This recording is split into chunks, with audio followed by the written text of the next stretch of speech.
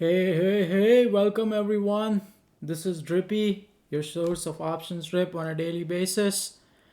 Here we talk about some of the most exciting setups based on options flow, technical analysis, pattern analysis, current macroeconomic events, and market structure.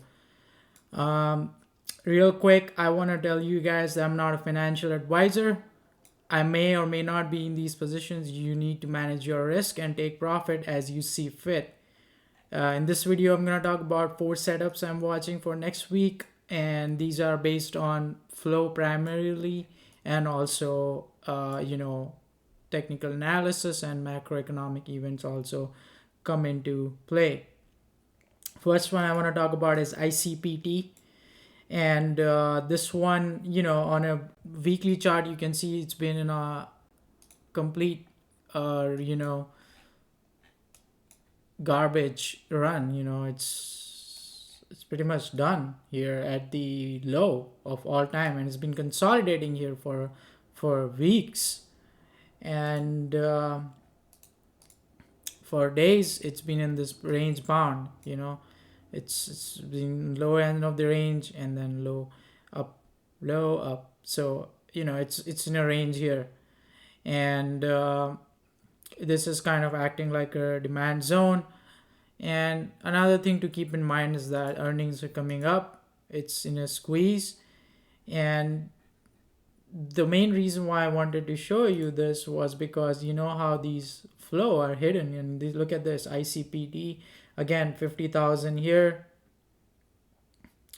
And, out of money here. And today's trades only. And then you can see here that it was a buy to open order, 47 days expiry, so 18th of March, $20 calls. Stock is at 14.28. So that's a big move for 47 days. And there's another one spread here around 3 o'clock, which is a $20 call bought and $40 call sold. And again, it's a bullish spread. So, illiquid name, but these premiums are being bought. This was bought at spot, and this was bought at approximately around the ask price. So interesting observation. I think there might be a news due here, which is basically they delayed the data of phase 3 trial of Ocaliva, and I think they might announce it soon because that's what I'm thinking about. So this one I would not. I mean, TA does not matter as much as the macro events. Basically, what that means is that if they get the approval, it might rocket. It might break out, and so this is basically a lotto play. So in my opinion, so only put risk on table on this trade, but you know it's an interesting one. You can observe it just for learning purpose.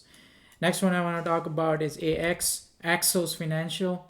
Now AX reported earnings were not that bad, but they said that the home loan origination is decreasing, and they are expecting lower loans, especially for single family homes.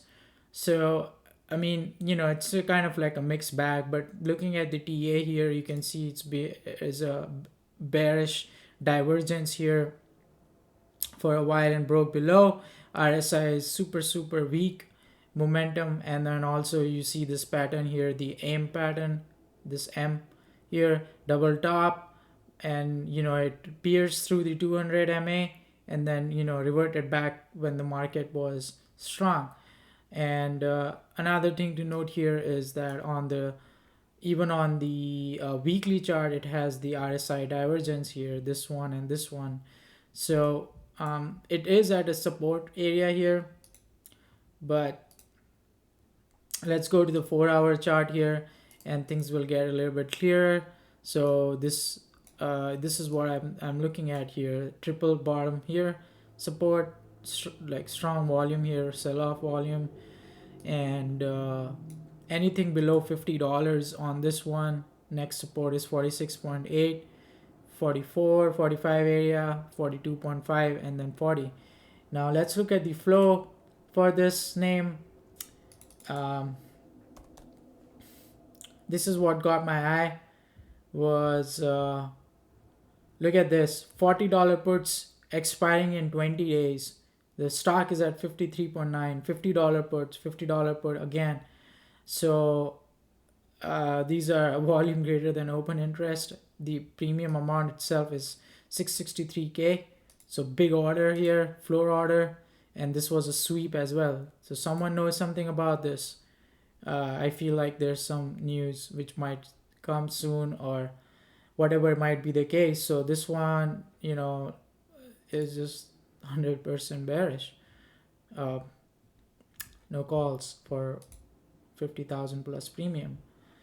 So definitely keeping this one on my radar. This is moving also 19 days for way out of money. Definitely there's some might be some news or someone stepping down. Who knows? We don't know the news, but it's super intriguing flow, and that's why I have it on my watch list. And if you look at the put volume here for this name, the average put volume, for example. So real quick, yeah, I mean, like, look at that. Isn't it odd?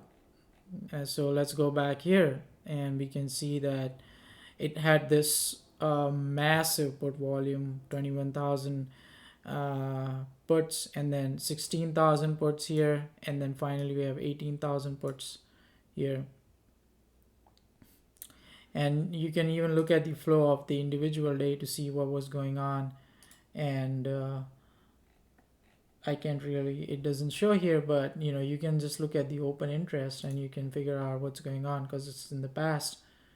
So real quick, let me show you the OI of this name. So it would be in this section here, intraday analysis.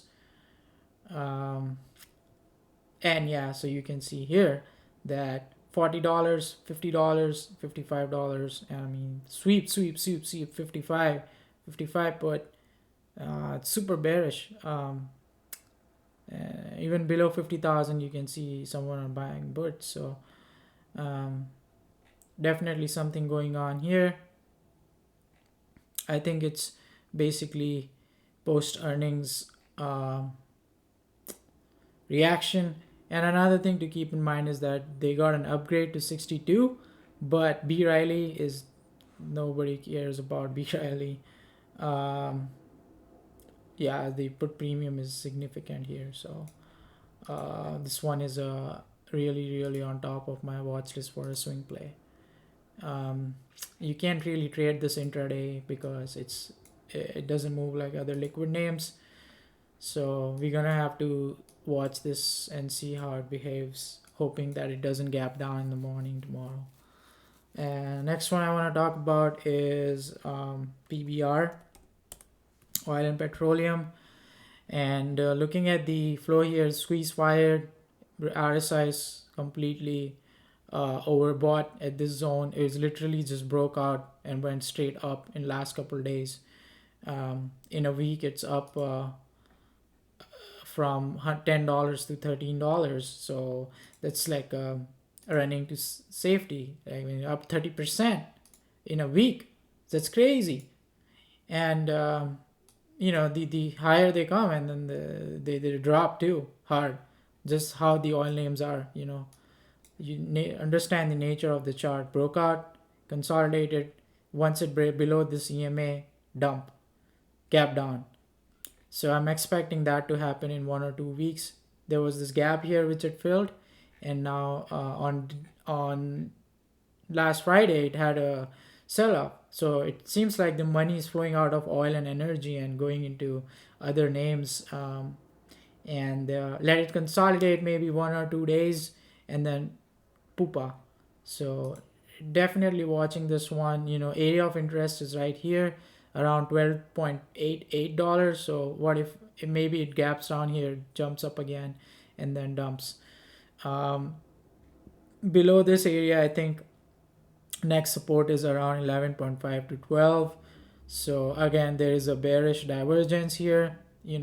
Higher high, on the chart and lower highs on the RSI. So that's also a bearish sign.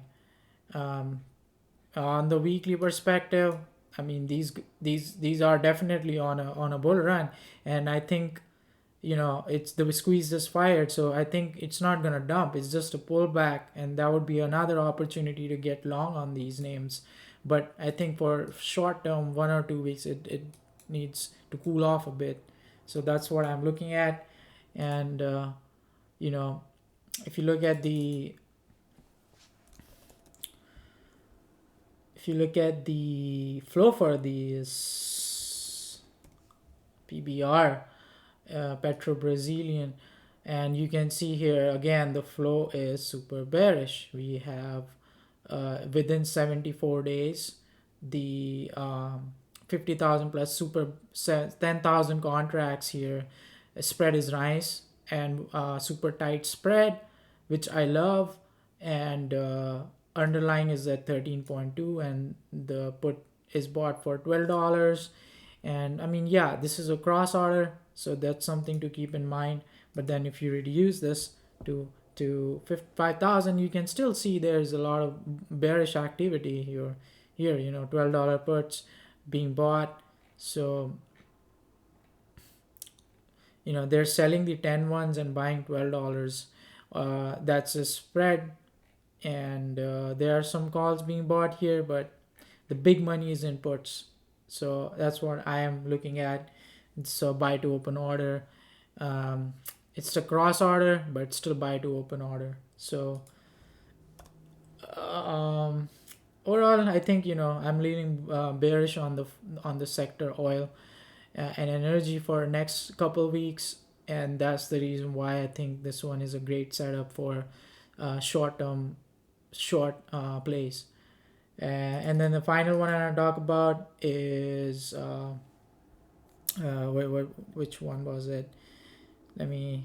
I forgot the name. Oh yeah, I just posted it on the Twitter as well. Is Hertz.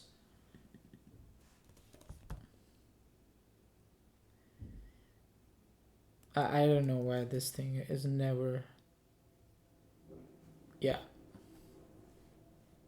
it's just so slow, man. Look at that.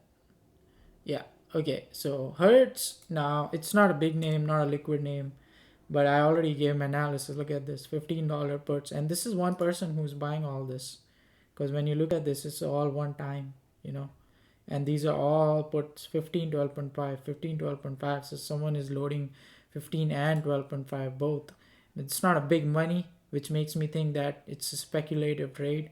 But again, if you look at the flow, if you look at the chart for this, uh, it it kind of makes sense to short this. It was in this range bound for a while, and the company was bankrupt. OTC company gapped up on the news of bankruptcy, and then now then the Tesla news made it a meme stock. um, there's a gap here, of course, but overall looking at it, the trend is to the downside.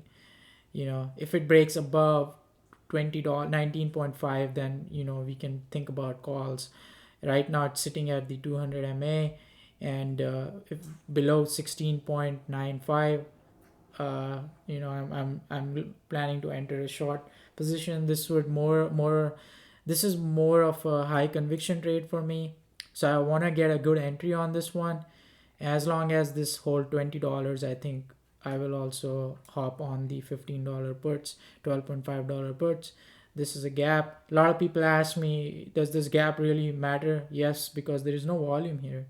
So from a stock perspective, yes, this gap, it once it dumps, it will dump hard.